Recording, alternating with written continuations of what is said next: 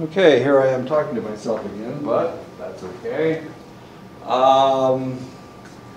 The medial temporal and the diencephalic system are the areas that are activated when we are accumulating declarative long-term memories.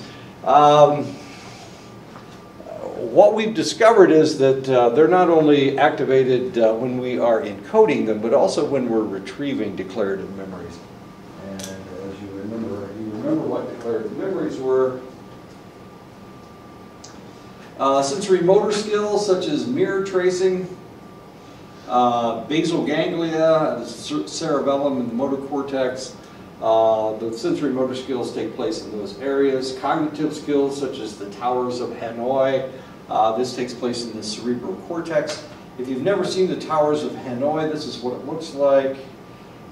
It's a children's game, but it's not really a children's game. It's a neurological test that we use for select individuals who have TBI, who have had concussions or brain damage.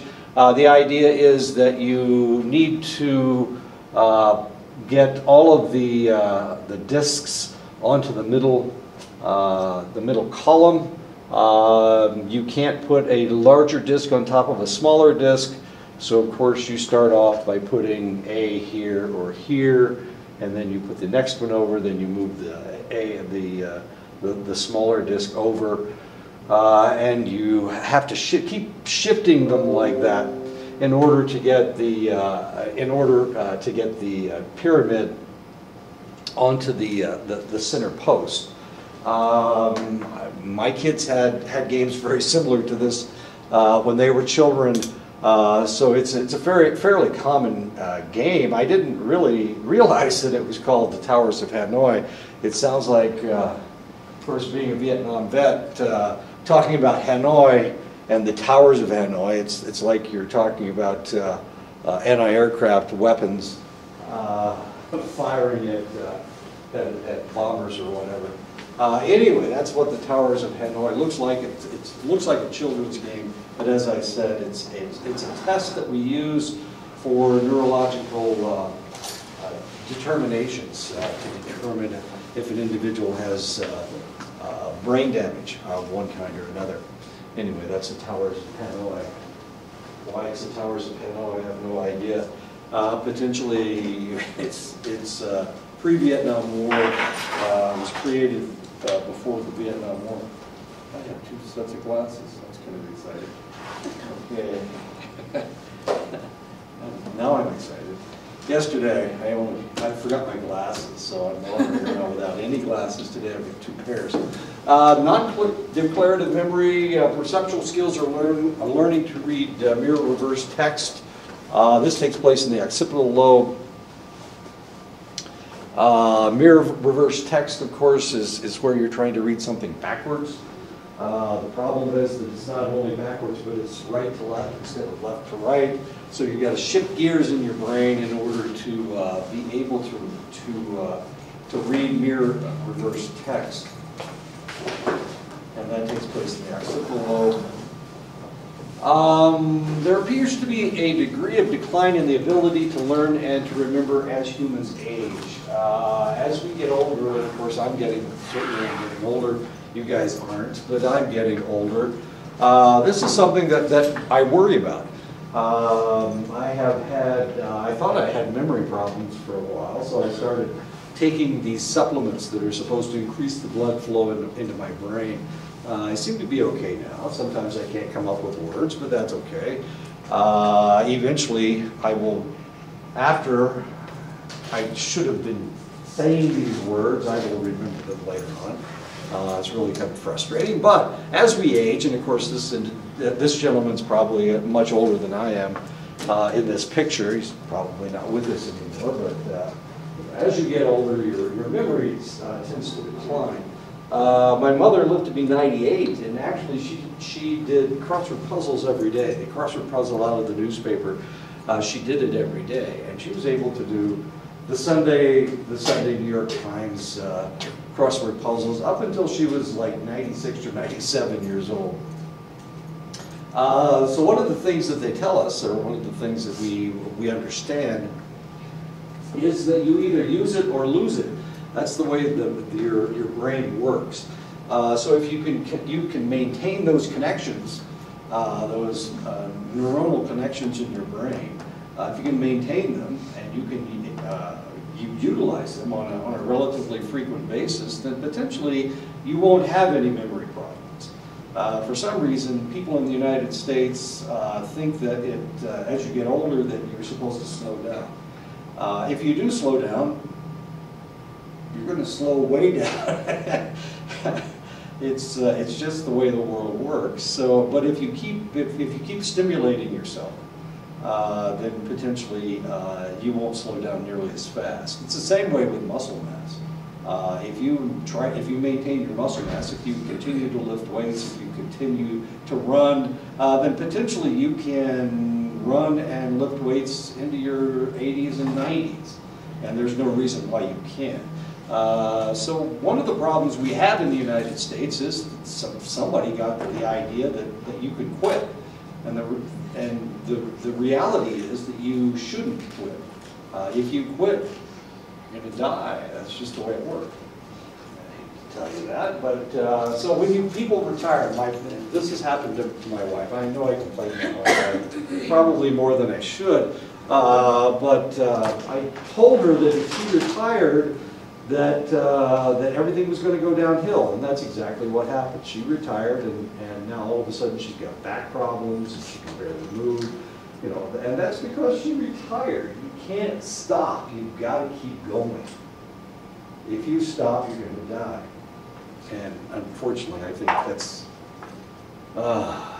maybe what's going on with my wife. I need to keep her going. So I need to go home for Christmas and, you know, get out the whip and start chasing her around the house or something.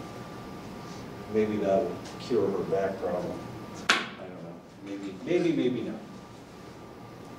It's really kind of interesting. She comes from a family of quitters. I know that sounds horrible, but her grandfather worked in a cotton mill for decades, and then when he retired, he just sat down and refused to move. And then he died, of course. You can't do that. You just can't do that. Her dad did exactly the same thing. As soon as he retired, he had a heart attack. As soon as he had a heart attack, he stopped moving. As soon as he stopped moving, it was like 2 years later, he was gone. Her mother did the same thing. Her sister did the same thing. So she died in her 60s, and that's just way too early to be dead. I mean, I'm 68, I'm still ready to go. I hurt my heel the other day, but other than that, I'm fine. I'll go into the weight room on Friday and lift some more weights, and I'll lift all the guys in there because they're wimps.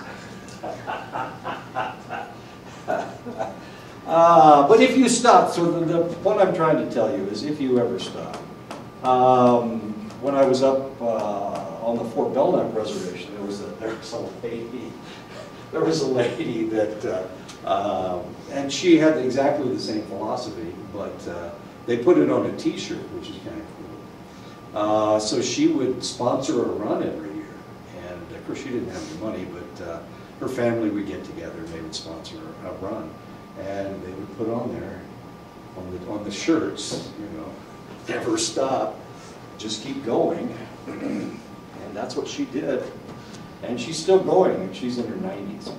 Okay, how much decline depends on heredity, education, and activity levels of the individual, especially the activity levels, as I am telling you. If you keep active, and active doesn't mean watching television. Okay, television is a very passive thing to do. You need to think. If you watch television, of course, the information is being given to you. You don't have to do anything. You don't have to think. It's not like you're in a quiz show or whatever. Yeah, you need to keep active, and you need to keep your brain active. The difference between my dad and my mom, as I said, my mom did crossword puzzles up until She was about 96, 97 years old. My dad, he would watch the news and he would watch Matlock, which is a horrible, ridiculous television show that has been on forever.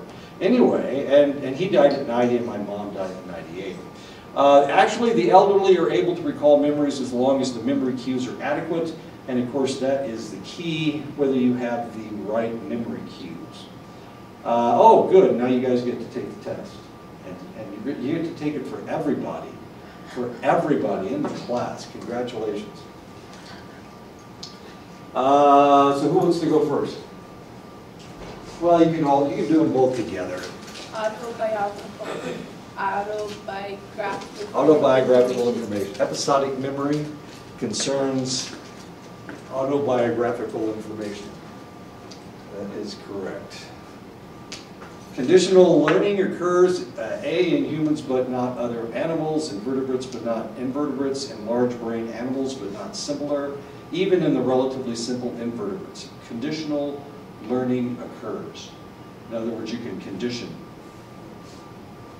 So when does it occur? Who does it happen to?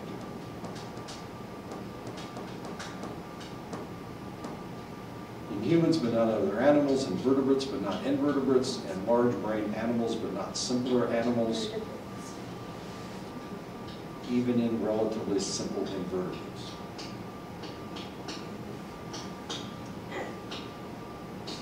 I want to say B. And invertebrates but not invertebrates? Is that what you want to say? You agree? I'm okay with it. You're okay with it? Wait, I'm not sure. Look it up. I don't think it was in the hierarchy.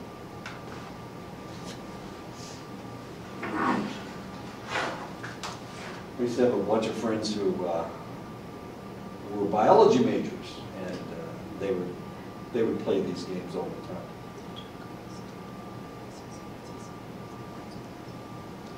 Trying to condition amoebas and whatnot.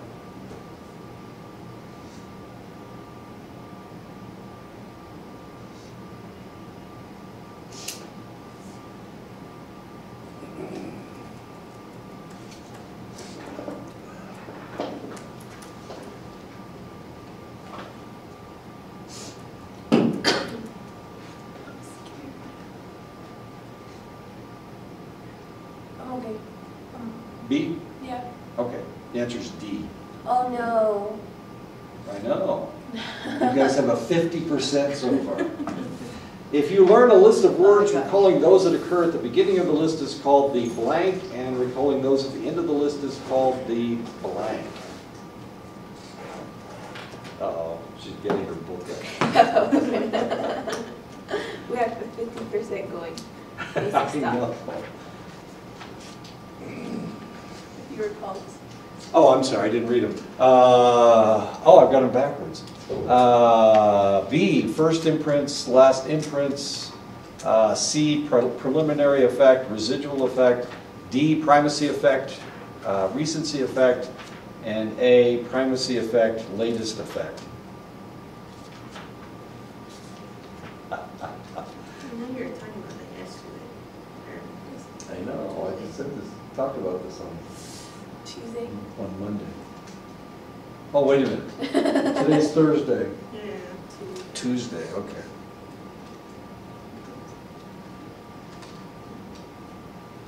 primacy effect and recency effect. What, D? Wait. At the beginning. It's. That would be my answer. D? You agree at D? Yeah, it's D. Okay. I know they're out, way out. I got A on the bottom, but D next to the bottom. Yeah, that's correct. Main cause of Korsakoff syndrome. A, lack of thiamine. B, encephalitis. C, syphilis. D, concussion. Korsakoff syndrome. Korsakoff syndrome.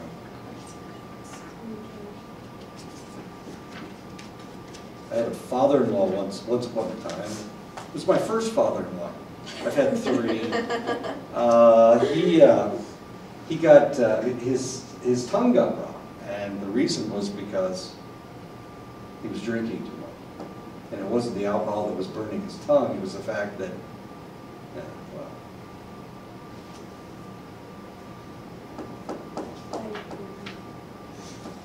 A, lack of thiamine, B, encephalitis, C, syphilis, D, concussion, Korsakoff syndrome. You can just look it up in the back. You're lying. I'm not?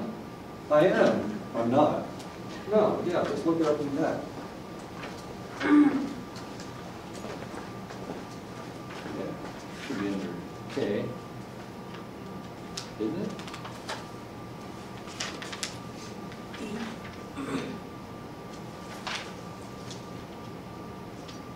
Is it in there?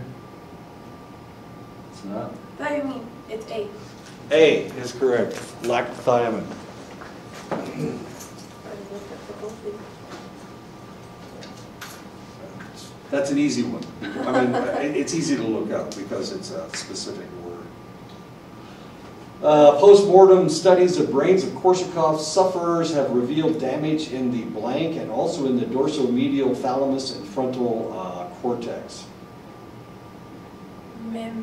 C. Mammillary bodies? Yeah. Do you agree? Yeah, I don't. You guys could just look, I mean, you could look at the slides. I took this from the slides. Slides. Sure. So if you have access to the slides, you can just look that up. A, amygdala, B, caudate nucleus, C, mammillary bodies, D, putamen, which I used to mispronounce.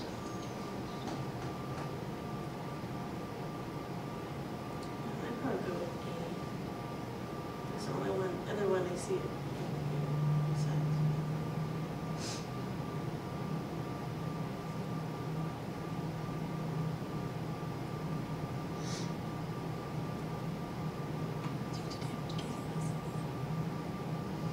Remember I was talking about drunk people and alcoholics and how all of a sudden the more they're drinking, the more dull they seem. There's a reason why they seem dull. Emotions don't work. I'd go with A. I'll go. Yeah, A still they would misled. A? Yeah. A is correct. Amygdala. Yeah, they lose their emotions. I mean, that's what comes out of your amygdala. Anyway, that is correct. Which memory store holds the most information?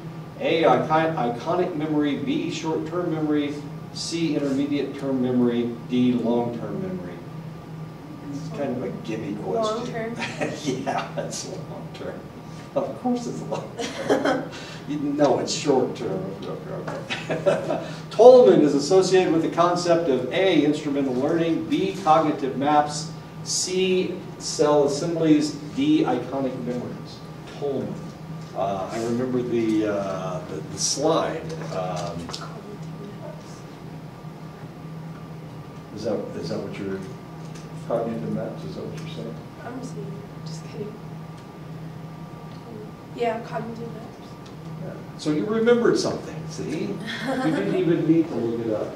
You are correct. Cognitive maps, Tolman. I remember the rats part. The rats, exactly.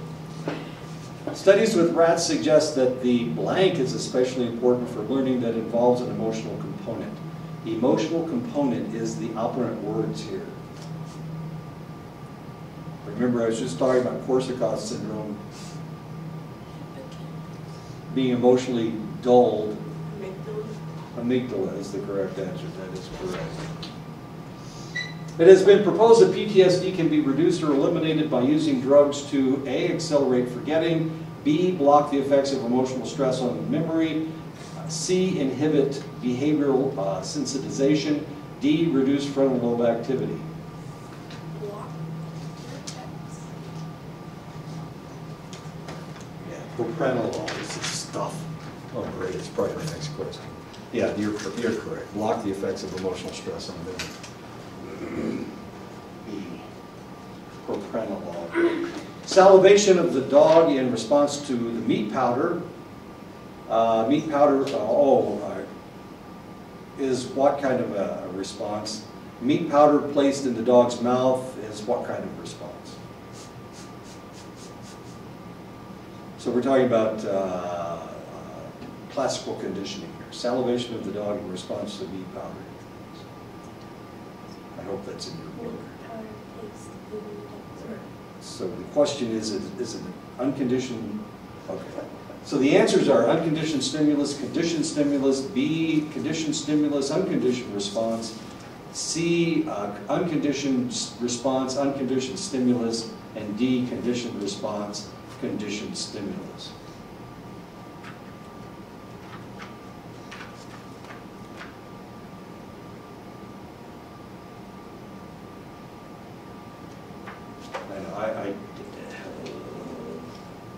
I'm not a behaviorist, and they eat this stuff up. But I'm not a behaviorist. I don't know why I asked you this question, since I don't like behaviorism very much. So salivation of the dog in response to the meat powder.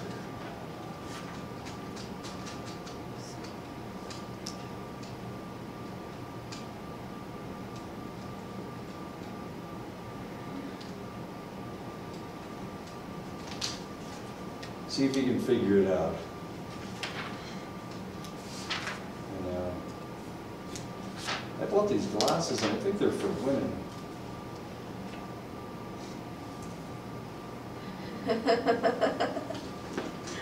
I don't know. They work for as glasses, so I guess I shouldn't care whether. And maybe I've got enough masculinity that it really doesn't matter what my glasses look like. I'd say C, unconditional response. Unconditioned response and unconditioned stimulus? You are correct. That's a tough one, isn't it? I hate these. I just hate these. But and I don't know why I put it in here. So, but I apologize. Well, you got a 90%, so you're doing really well. Salivation of the dog in response to the bell, blank. The neutral stimulus to the learned, in this case a bell, is what? Why did I do this to you twice? Salivation of the dog in response to the bell is what? C. And the learned stimulus to be learned, the neutral stimulus to be learned, in this case a bell, is what? Neutral stimulus to be learned, in this case, a bell. I hate that. C. I'm sorry, did you say C? C is correct.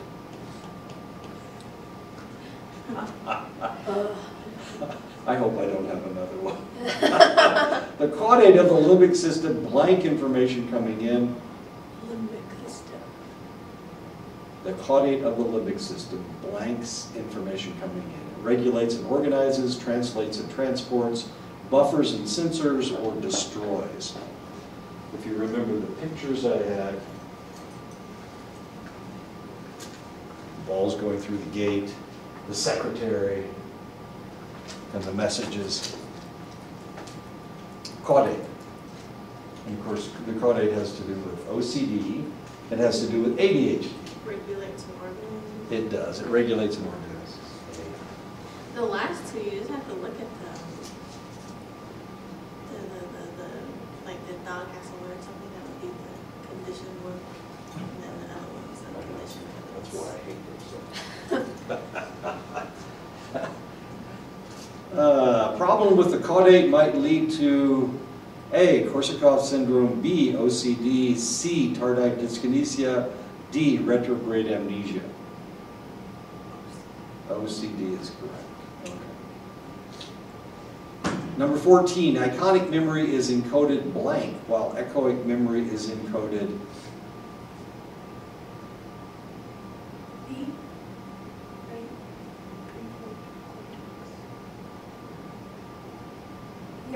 in this slide. Did you say B? Yeah. That is correct. Yeah. Remember, this is where you see things and this is where you hear things. Exactly. Two receptors that are involved in the long-term potentiation are, and you're going to have to look this one up because it wasn't in the, see, we're taking the quiz. Maybe you have the answer to this question? It's D. I'm sorry? It's D. C? D. D? I don't know yet. No, you're right. Oh. It's D. It's NMDA and AMPA. So that's where the long-term potentiation comes from. I know, and I didn't talk about this in class, but it is in your text. I don't know why I put this question in here, so that you'd have to look it up. Here it's here. Okay. When a frustrating situation leads to an overreaction, the area of the brain that may be malfunctioning is what? When a frustrating situation leads to an overreaction, the area of the brain that may be malfunctioning is the, and of course this has to do with A. Are you guessing?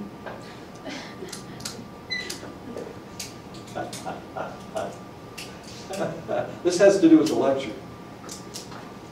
This was in the lecture.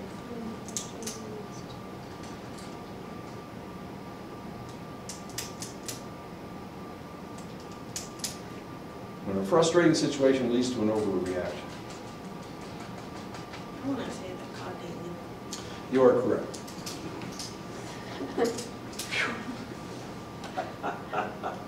Substantial.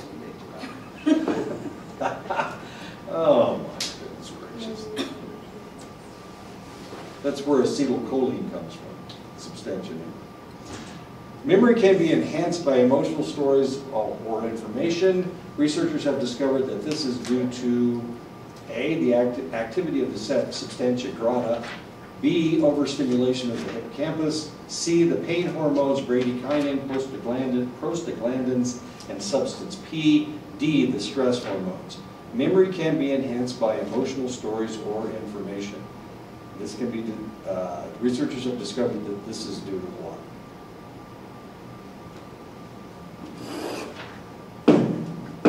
I know, so I try to get you to laugh during class. So you'll remember stuff. I know, it doesn't work. Why we're funnier. Damn. I should wear a clown costume every day. That's good. Get out of the classroom. Memory can be enhanced by emotional stories or information. Researchers have discovered that this Stress is... hormones. Stress hormones is correct. 18. We're almost there. Researchers looking at PTSD sufferers among combat veterans from Vietnam found that the individuals were more, individuals blank were more likely to be diagnosed with PTSD. C.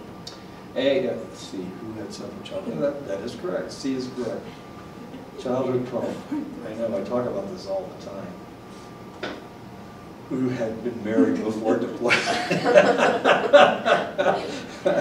That's a joke, okay? But in my case, it had to do with stress hormones. Propranolol, oh, here we're talking about propranolol, has been used to treat PTSD. It works because it is a blank and therefore traumatic memories are less likely to form.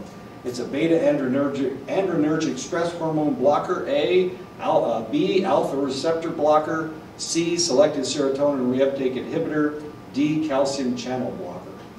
Beta. Beta-adrenergic stress hormone blocker is correct, propranolol. They tried this in Iraq and Afghanistan. And they claimed that it was a success because they were feeding it to everybody. But the reality was it wasn't successful at all. As people age, their memories may decline. The reason for memory problems in healthy older adults has been identified as a problem with A, shrinking hippocampus, B, proper memory cues, C, increasing problem filtering out extraneous stimuli, D, a shrinking caudate nucleus. B. B is correct. So everybody got a 95. Congratulations. And everybody appreciates your endeavors. And let me see if I can find chapter 18. Good job. So I'll give everybody a 95. Oops. Let me see if I can find this thing.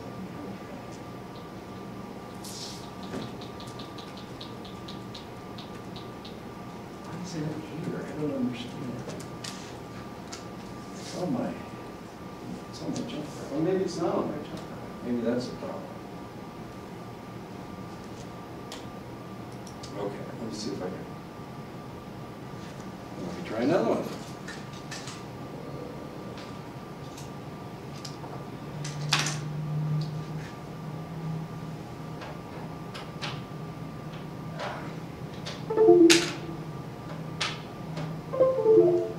I don't know what chapter 18 is about. I think chapter 18 is kind of fun. Because it's about mental illness. Come on, there we go. Symptom. Is that symptom? Yeah. There's 17. There's 18.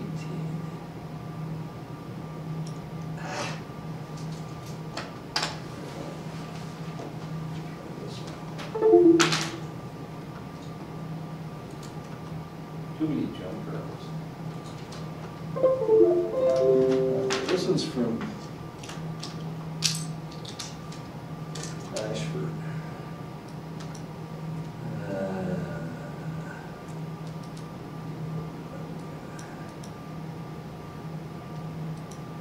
So next semester, what am I teaching next semester?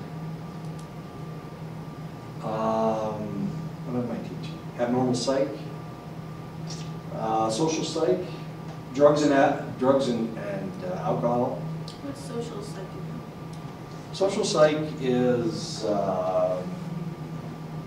about how individuals react in society. So we're going to be talking a lot about what's wrong with the last election. As much fun as that is.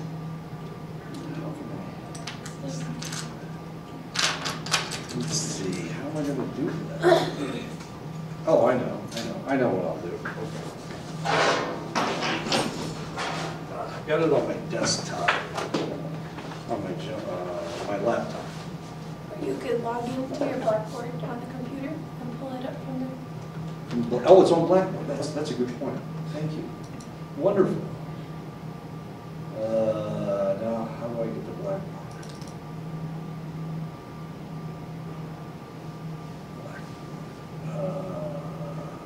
Search for Warrior Lab.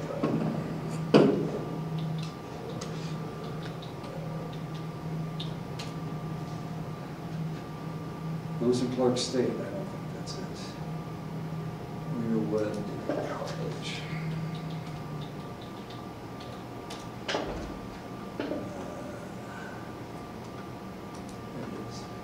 Oh, I could have gone right to Blackboard, couldn't I?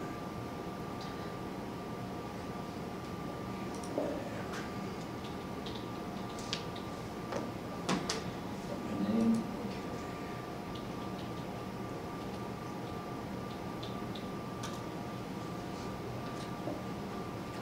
Ah! I'm so good. You saw my flashing fingers. I can type. And then assignments. Come on.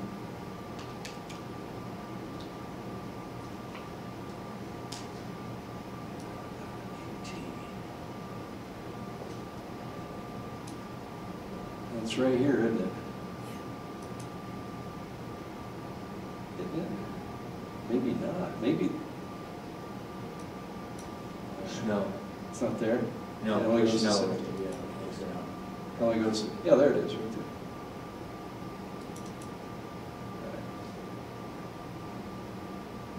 Your download will start shortly. Okay. It's click here and see what happens.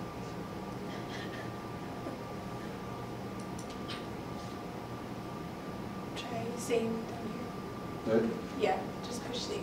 Save. Yeah.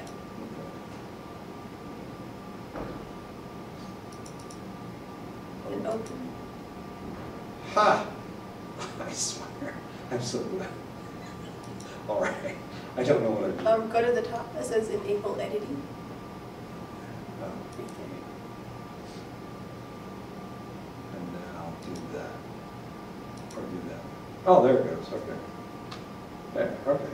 So what are we talking about? Learning and memory. Oh, another chapter about learning and memory. Oh, it's the last lecture.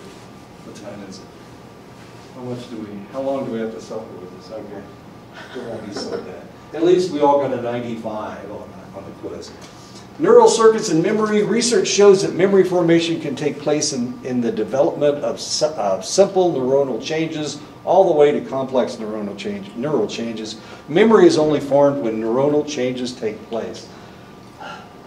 Okay, so the only reason you're going to remember something is if there is a connection, a neuronal connection, and you place it from the hippocampus into your long-term memory. Simple neuronal circuits may receive input from complex superordinate or modulatory circuits. What the hell am I talking about? Well, there you go. However, some memory requires more complex neural connections. Relatively complex networks are called cell assemblies. And of course, anytime we're trying to remember something, we have a pyramidal system, so it goes from the surface of our brains to the inner workings of our brains, and that is how we come up with select memories. I have no idea what that's supposed to be. Anyway, okay. This chapter. Many of the changes in neuronal structure can be measured physiologically. These changes may be presynaptic, postsynaptic, or both pre- and postsynaptic. Many researchers believe that long-term memory requires significant neuronal structural changes. Here we go. Donald Hebb suggested that if a neuron frequently stimulated another neuron, that it would make a permanent change in the stimulated neuron. And of course that is based on practice makes perfect. So the reality is that according to Hebb, if you think of something over and over and over and over again for a relatively long period of time, it will make a permanent connection between one thing and another. Okay, now this is good and this is bad. The reason it's good is because now you can remember things. However, if every time Dad comes home you don't know whether Dad's going to be drunk or whether he's going to pop you in the nose, and you think about this every day, guess what happens? Now we've got this permanent connection worrying about whether Dad's going to do this or that or the other. And now we have created a memory that we're not going to be able to get rid of. Whoops. Okay. So let's say that you were in a traumatic situation. You were in a car crash. And you think about that car crash over and over and over and over again. And despite the fact that it was 3 months ago, every day you're thinking about, every time you get in the car and turn on the key, you think about that crash. Okay, so now we have PTSD. That's how PTSD is created. And that is a Hebbian connection, as it turns out. A Hebbian synapse is a synapse that has changed because of frequent stimulation. This means that the synapse is not only active in stimulating other neurons in the area, but that it is frequently stimulated as well. Neurons fire together, wire together. I know, it's an old joke, a little Hebbian joke. This frequent stimulation follows Hebb's dual trace hypothesis. The idea that if you think about the same thing over and over and over again, that you will have a permanent connection that is created. Research actually done by the authors of this text dealing with the weight of rats' brains in a standard environment an impoverished environment and an impoverished environment prove that rats who were raised in an enriched environment had heavier brains than rats raised in the other two environments. Whew. Okay, so what does this tell us about our children? This tells us that the more stimulation that our children get, the smarter they're going to be. So what you need to do with your children is stimulate them as children. Now, does this work by watching television? Well, it can work by watching television because they are more interactive watchers than we as adults are. We learn to be quiet. But of course, kids, and one of the things, if you've ever watched any children's shows here lately, they want you to get up. Mickey Mouse Club. Mickey Mouse Club Junior, I don't remember what.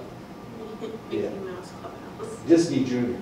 It's on Disney Junior, that's what it is, okay. Yeah, they have you get up and dance around. You can do the hot dog dance, if I remember correctly, and it's at the end of the show. So they want the kids to actually move. They want the kids to actually think. They ask them questions throughout the program. And of course, if we're watching Murder, She Wrote, or whatever television show you're watching, how often does she ask you questions? To ask the audience to get up and dance around and ask you questions. It doesn't happen.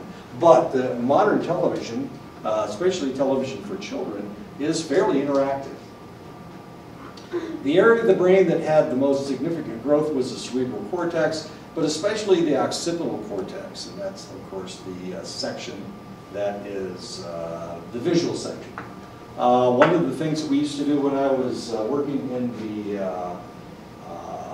NICU, the NICU, the Neonatal Intensive Care Unit, one of the things we used to do with these children, we would put forms in front of them so that they could look at forms. And what we wanted them to do was we wanted to stimulate their occipital lobe. We wanted to keep them stimulated. And the more we showed them black and white changing pictures, the more it stimulated their occipital lobes. So this is something that we did because these individuals, their brains hadn't developed yet. Most of them were premature, and because of that, we needed to stimulate their brains.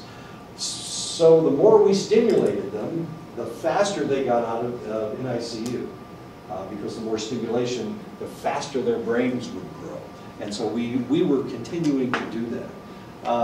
If you have a newborn baby, one of the things they want you to do is to have something moving in front of the child. That helps stimulate the child's brain. Mobiles, those things that rotate, the figures, whatever. It really doesn't matter what the figures are. The figures are more for you because the baby has no clue what a dinosaur is or a tiger. It really doesn't care. What it's looking for is stimulation. It's looking for different colors. It's looking for movement. And of course, that will stimulate the cerebral cortex. And you stimulate the cerebral cortex through the occipital cortex. Further research has proven that much of the change takes place because of the dendritic branching that happens. Dendritic morphology has been shown to be constantly changing. Fine filaments extend from the dendrites, and if you've watched a film of this, the dendrites are constantly trying to make new connections. The filaments that are moving throughout your brain are known as philopodia. If these philopodia make contact with an axon, they may form a dendritic spine, and so that's what they're looking for. So let's take an individual that decides, well, today I think I'm going to try crystal meth. It seems like a lot of fun. Let's go ahead and try some crystal meth. So they use crystal meth. Well, that overstimulates the brain. Speed, any amphetamine will overstimulate the brain. So the brain, in order to protect itself, it will reduce the number of dendritic spines because it's been overstimulated. And if it's overstimulated, then potentially it can do damage. So the brain tries to protect itself by what they refer to as downregulation. Now this happens with just about all drugs, and this is one of the reasons why the first time you try a drug, it's fairly stimulating. And you think, wow, I'm next Friday night, I'm going to smoke me some dope. That's what I'm going to do, damn it, because by golly, that stuff really made me feel good. Well, guess what's going to happen next Friday? You're going to smoke this. If you smoke the same amount of dope, you're not going to get nearly as stimulated as you did last Friday, because your brain has downregulated. It has reduced the number of spines. It has reduced the number of receptor sites for the crystal meth. So it ain't going to work. It's not going to work tomorrow. No, I'm sorry. We were smoking marijuana. It's not going to work. You're not going to get the same stimulation you did last Friday. And you'll never get the same stimulation you did last Friday. Well, maybe you will if you smoke enough. But you have to continue to increase the amount that you're smoking. And of course, that happens with heroin. It happens with crystal meth. It happens with all drugs. And the reason is because we are seeking stimulation. We are seeking more dendritic spines. We want our filopodia to be out there seeking more contacts. And of course, because our brains are trying to protect themselves, they have downregulated and the number of receptor sites has been reduced. When a synapse receives repeated strong stimulation, it creates a stable, enduring increase in the effectiveness of the synapse. This is termed long-term potentiation. Now this, of course, is something that you want, or this is something that you need, not a drug. So if it's, you get all excited about physiological psychology, or, I don't know, propranolol, I don't know what it is. But, you know, this stuff that we're reading about right now, you know, if this really gets your juices flowing, then potentially what will happen is you'll start making more and more connections. This is one of the reasons why, if you're in a class that you really enjoy, and the enjoyment has to do with all those stress hormones that are increasing your activity in your brain. If you're in a class that you really enjoy, then you're more likely to remember the stuff from that class. So if you really enjoy English class, and all those adverbs and adjectives and prepositions and whatnot, if you really enjoy that stuff, then it will stimulate you, and you'll create these synapses in your brain. Once upon a time, I was an English teacher, a long, long time ago, in a land far, far away. Well, it's not that far away. It's Oklahoma, so that's not that far away. I was an English teacher. Where else was I an English teacher? Oh, Nebraska. I was an English teacher in Nebraska. Anyway, so when I was an English teacher, I really enjoyed correcting grammar, okay? No, I didn't. Nobody enjoys correcting grammar. But now, every time you guys turn in a paper and it's grammatically incorrect, if there are any grammar problems, I have to correct it, because those synapses have been created in my brain.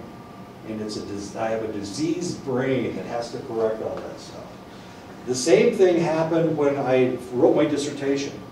All that APA crap. So every time I see a mistake, an APA mistake, an APA formatting mistake, I have to correct it.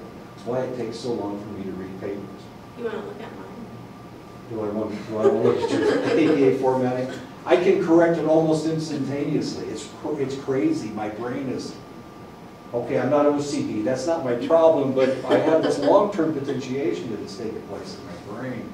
And now I just automatically, the other day I spent like 4 hours correcting a paper. It was horrible. And I couldn't find their references. Now normally I can find anything. I can find practically anything. All I need is a name and maybe a title. I can find anything. But I couldn't find this one. She just didn't give me enough information. And it drove me nuts. I spent hours looking for this thing. This thing was crazy. Okay, long-term potentiation. Okay, so this has happened to my brain. I apologize. And now I have like 140 papers to read, and I know it's going to take me forever. But I'm really anticipating, I can't wait until I start. So I can get my jollies from correcting grammar. I apologize about the red, but if I put it in green, would you guys even see it? Or blue? Or orange? Yellow, you can't even read it, so I do everything in red. I apologize, I know. Evidently it traumatizes people. Oh, shit. I want you to see it. I want you to see your mistakes. And maybe next time you want, and I don't really take a whole lot of points off. I'm just too easy a grader. I know I am. I hope it doesn't bother. Yeah, you all got 95s on the last quiz. I'm too easy a grader. I know that I am. I know. Then you go take a class from Christine and she just eats your lunch. And your breakfast, probably, if I know Christine. Anyway, I know, I'm just too easy. This can especially be seen if the neuron experiences tetanus, a flurry of intense and constant electrical stimulation that creates a permanent change in the synapse. And of course, let's go back to taking that, smoking that dope. Guess what happens? This is exactly what happens. Now we're addicted to this stuff because we really want this. We want the same flurry of intense activity to take place again. So next Friday we're right there in the meth house. Isn't that people go to meth houses to smoke dope? I don't know. Meth parties. It's supposed to. It's only supposed to be a 2-day party and it lasts for 4 or 5 days. And everybody's saying, "Oh, the longer we're doing this, man, the more likely the police are going to bust us." Okay. And then they usually do. The hippocampal formation is formed by 2 interlocking C-shaped regions: the hippocampus, the dentate gyrus, and the subiculum, the hippocampal gyrus. These 3 structures are divided into 3 regions: the CA1, the CA2, and the CA3 from bottom to top. So CA1 is on the bottom, and CA2 is in the middle, and CA3 is on the top. As confusing as that is. Here we go. NMDA. This is what we were talking about before. NMDA glutamate receptors act as an antagonist preventing LTP, long-term potentiation. But NMDA does not affect LTP that has already been established. AMPA glutamate, there you go. There's the other substance we were talking about in the last in the quiz. Receptors increase LTP. Activation of NMDA receptors leads to an increase in AMPA receptors, and of course, then you remember things. So it's NMDA leading to AMPA. When glutamate is released in a synapse that has both AMPA receptors and NMDA receptors, the AMPA receptors require only moderate stimulation to be activated, whereas the NMDA receptors require a greater amount of stimulation. This occurs because magnesium blocks the NMDA calcium channels, effectively keeping the NMDA receptors from firing. So when we talk about electrolytes, and we talk about, what are we talking about? Gatorade. It has lots of electrolytes in it. Most of the electrolytes it has are sodium and potassium. There are some Gatorades with calcium in them. There are some Gatorades with protein in them. But what we need is calcium, and we need magnesium.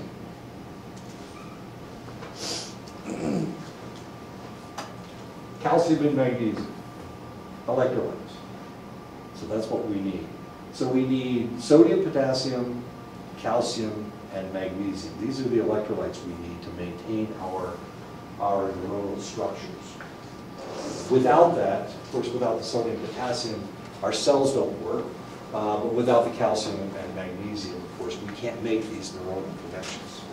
So magnesium is extremely important, as is calcium. If the AMPA receptors become stimulated enough, it depolarizes the membrane, removing the magnesium and allowing the NMDA to fire. This allows the large amount of calcium to enter the neuron, so the NMDA can only be activated when the cell is depolarized and there is glutamate present. Now remember, glutamate is one of those neurotransmitters that is an inhibitory neurotransmitter. GABA is a glutamate. And it's the most abundant neurotransmitter in the body is glutamate. As exciting as that is. And that's so that all these neurons can function properly. The large influx of calcium activates protein kinesis. protein kinesis, enzymes that enable phosphate group PO4. Now we have another electrolyte, phosphorus, to attach to the protein molecule. Protein kinase A, PKA, protein kinase C, PKC, and calcium calmodulin kinase, calcium MK, and then tyrosine kinase, or TK. These are the enzymes that we're going to be using, protein kinases, that we're going to be using to create all these synapses. Calcium MK affects AMPA in two ways. I'm just bored to death with this stuff.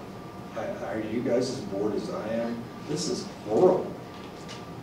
This is just terrible. This is my least favorite chapter of all times. Of all the books I've ever taught, this is my least favorite chapter.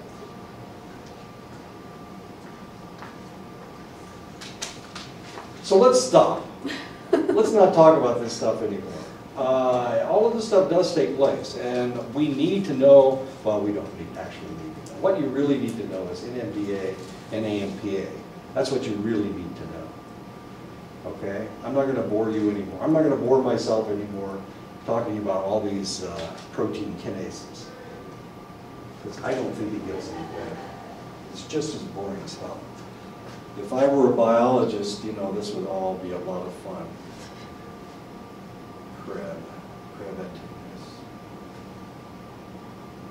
Yeah, see, I just find this stuff blindingly boring. Anyway, one of the things that happens to you as you get older, of course, is that you can't find the retrieval cues. And of course, we answer that question correctly. And this has to do with all of the AMPA and the NMDA not being able to make this connection. If you want to read that chapter, it's a page turner. When I read it, I can barely get one page turned before I start drooling all over the page. So I apologize if I were a cognitive psychologist. This would be fascinating for me. And possibly we have a new instructor that's coming in, a new professor, Sue Wolf, Dr. Sue Wolf. So when she teaches this class, I'm sure she will just eat this chapter up. But it's just driving me not insane. That's not really fair. I can't think of any stories to tell about NMDA and AMPA. And normally I can find some kind of story to tell. Sans story here, I'm kind of stuck. So I'm done. Thank you for coming to class. Kiana, you've been to like every damn class, the whole thing. I hope you were as awake as I seem to have been. I can talk in my sleep, evidently. I got in trouble one time. Here's a story. There you go. One time I was talking. This is the knife story. Evidently, I was talking in my sleep, and I have no idea what I said. But the next thing I know, my wife has plunged a knife into my chest. I was in the military at the time, so I couldn't do anything about it because I was the military member and she was a civilian. And if I had turned her in for stabbing me, guess who would have gotten in trouble? Yeah, for not controlling my wife. How logical is that? She would have gone to jail. I had 2 kids at the time. What the hell in the world would I have taken care of everything? Why did I talk? Oh, talking in my sleep. I was talking in my sleep. And she claimed I said all these horrible things, or said something. I have no idea what I said, but the next thing I know, I've got a knife in my chest. Luckily, she's not very strong, and it bounced off my rib. So I got a divot in one of my ribs, right over my heart. I got a divot where she knocked a chunk of bone out, or cartilage out of my rib. Anyway. She'd stabbed me earlier today. That's how smart I am. And I took the knife away from her and put it under the pillow.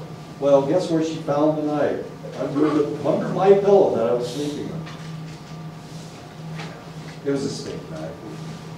I mean, if it had been a stiletto or something, she would have killed me. It's right over my heart. She did a really good job of finding my heart, stabbing me right over it. But I did a lot of pull-ups and push-ups. So my pecs are pretty strong, so she had to go through all that muscle mass. Not that much muscle mass, well, enough to cover my chest. Okay, so I guess I'll see you guys next time, or I'll see you guys next year, next semester, or not, whatever. But you've been a great class. I mean, I've had a good time, obviously. I mean, if you watch the films, I'm having such a good time. I'm just bouncing all over the place. So thank you very much. I know there's something wrong with me. Let me turn off this thing. I'll see you guys later.